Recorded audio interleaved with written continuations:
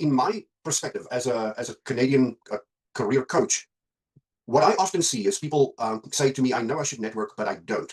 And then I ask them why. And they would say to me, well, overall, I feel like an imposter. Why would they want to talk to me? I'm brand new here. Who am I? Why would well-connected people want any conversation or interaction with me? And people say, well, does it even work? Where do I start? Who do I target? When I target them, what do I say? How do I get that conversation going? And what do I do with rejections? Because as we know, networking is a numbers game. If you ultimately want maybe 4 good connections, maybe you should start with 20, right? Knowing that there will be some losses along the way. Maybe out of the 20, 10 of them will connect with you, and only really 4 become a real conversation that's productive in your view and to your needs and liking. I want to show you a little bit of statistics. I got the stats from from a 2024 survey, and what it showed in the survey was, I think they looked at the IT sector, but you can extrapolate this across multiple sectors. 70 to 80% of jobs filled in 2024 here in Canada, amongst a variety of professions, had some kind of networking involved in it. So what I'm saying by that is that it could have been an introduction. It could have been somebody who knows somebody else.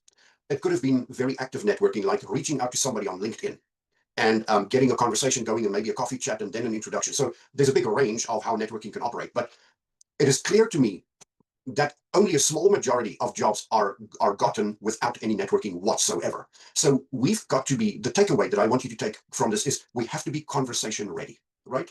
So people hire people they trust, as the slide mentions there. And here's a big one. Relationships take time. Networking is also just a relationship that forms. People take a time to get to know you, to get to anticipate what your needs are, understand really where you fit into the big picture and so on. And I today want to really, I cannot say this urgently enough. I want you to start thinking of networking as a habit, not as an acute behavior. Like, don't wait to network until you need that job. Network as a habit.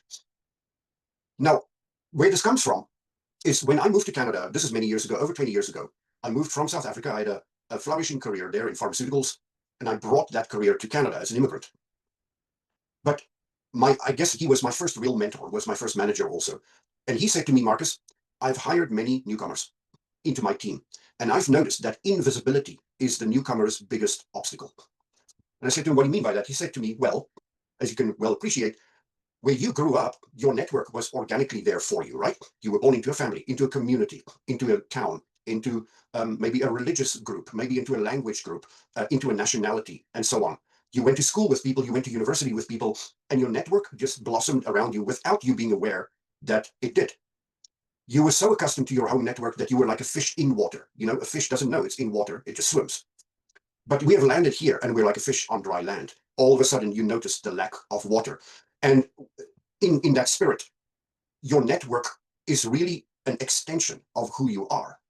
So I often say to my clients that I'm not so interested in who you know, I'm more interested in who knows you, right? How many people do you have around you currently that really know what you're about, what you're looking for, what your capabilities are, and so forth, right? So that's a very good test for the health of your network in general.